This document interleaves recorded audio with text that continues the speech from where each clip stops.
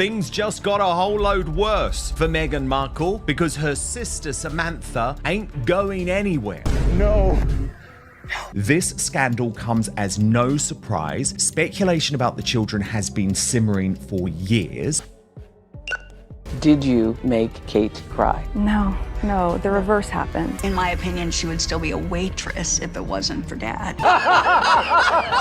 It didn't begin with evidence, documents, or a dramatic reveal. It began with a single remark that reignited a controversy many believed had faded for good. When Samantha Markle resurfaced publicly, she didn't accuse or explain. She simply suggested that people look closer at dates, at details, at what they may have overlooked. Meghan, a geriatric mother. The family claims and states that Meghan had a hysterectomy. How can a woman with a hysterectomy be pregnant? And most of all, why did the royal family, go along with this? And what's going to happen now that this has come out? This is a punishable crime. This is fraud in the highest levels. And that was enough. Almost instantly, old rumors surrounding Meghan Markle surged back into public conversation. Clips resurfaced, screenshots reappeared, online forums lit up with renewed speculation, dissecting timelines and revisiting unanswered questions. Supporters called it recycled noise. Critics claimed it was long overdue scrutiny.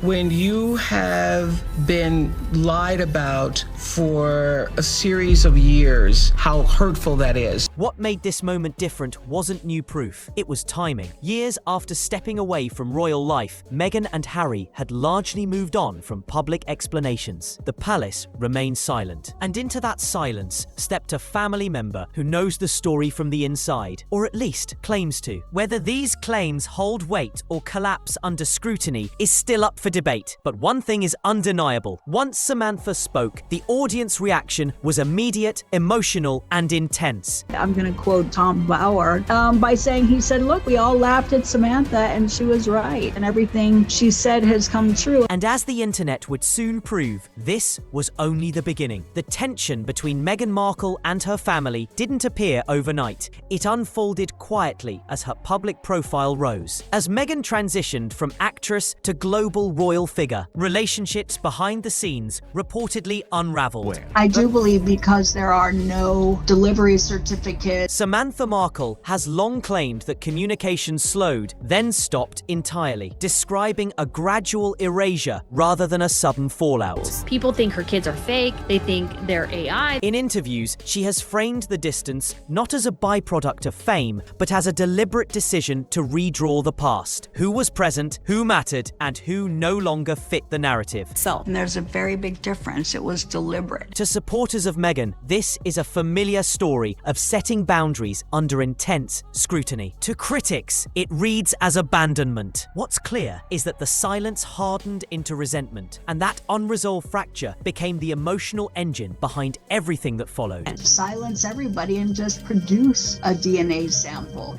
And once family history becomes contested territory, every detail starts to feel like evidence, whether it is or not. What shifted this from old family tension into a full-blown online firestorm was Samantha Markle's choice of words. And when you're pregnant, there's not a pillow under your skirt. And there's live footage of her walking towards camera with her abdomen swaying left to right in a black and white checkered dress. She didn't accuse Meghan directly or present new material. Instead, she urged people to examine the timeline. That phrase landed like a spark in dry grass. Almost immediately, internet users began revisiting dates, announcements, and public appearances, layering screenshots and clips over official statements. But if you look at this, Meghan Markle has been incredibly quiet about the birth, but mostly the pregnancy of these children. Everything has been shady. The one who's been blabbing and saying crazy things is Prince Harry. To some, the exercise felt obsessive and invasive. To others, it felt like a long overdue audit of a story they believed had never been fully explained. The power of the timeline argument wasn't that it proved anything on its own, but that it invited participation. Everyone could look. Everyone could speculate. And once millions of people start comparing notes,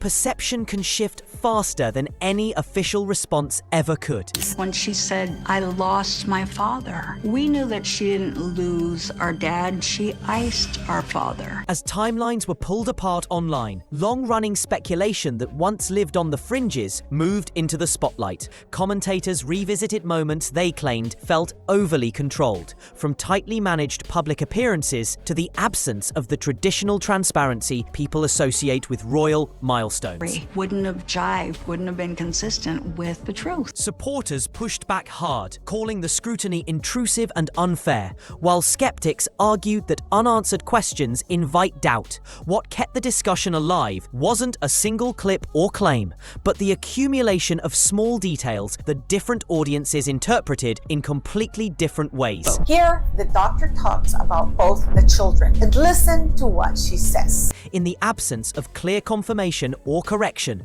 speculation began to feel, to some viewers, like the story itself. And once that line blurs, rumor doesn't need proof to travel, it just needs attention. She just seems off. She's owned by a pharmaceutical company. The 2 children that she had, they're not hers. She didn't have them with Harry. And how her and Harry met is that she's a prostitute. Once speculation reached critical mass, the reaction was explosive. Social media platforms lit up with hashtags, reaction videos, and side-by-side comparisons as creators and commentators rushed to weigh in. Some framed the discussion as legitimate curiosity, others as a dangerous obsession crossing ethical lines. Why have they simply not made an announcement to the fact that all of this speculation about the children's arrival?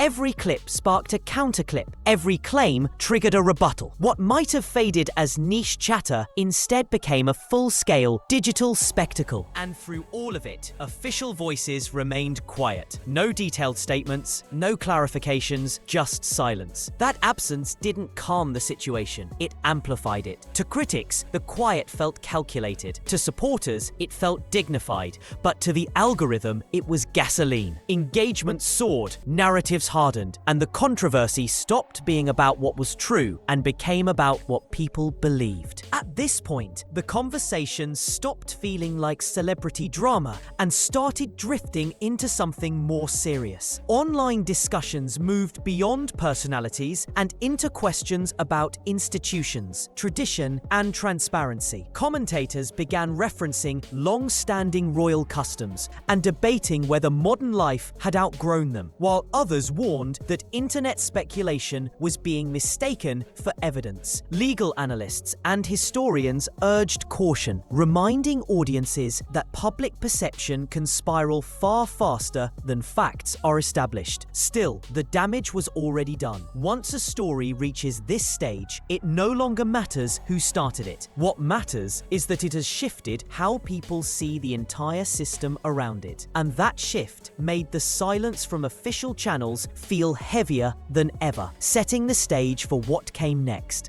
Instead of escalating the drama, Samantha Markle did the opposite. She stayed measured, repeating that her intention wasn't to convince anyone, but to encourage questions that she believes were never answered. No documents released, no dramatic reveals, just carefully chosen words delivered with calm restraint. That approach proved far more effective than outrage. Supporters saw conviction. Critics saw provocation, but everyone paid attention. By refusing to argue details and focusing instead on accountability, Samantha positioned herself not as a tabloid agitator, but as a persistent reminder that unresolved stories don't disappear simply because they're ignored.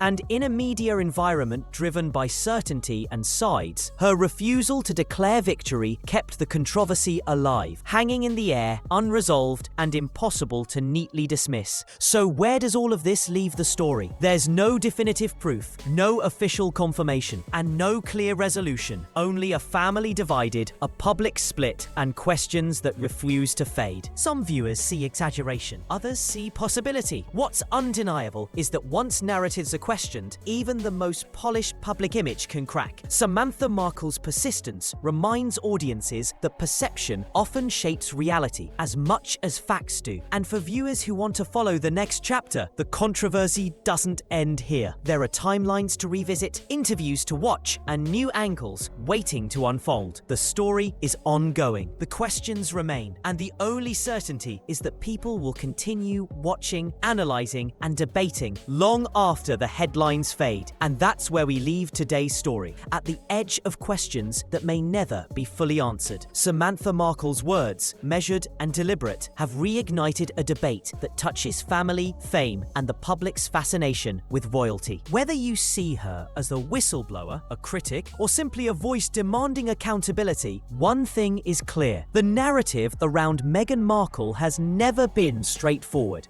If you want to stay updated on every twist, timeline, and revelation, make sure to subscribe and turn on notifications. Dive into the next video to see the earlier moments that sparked this entire storm. Because when it comes to stories behind the palace walls, the truth is rarely simple, and the next chapter is always waiting.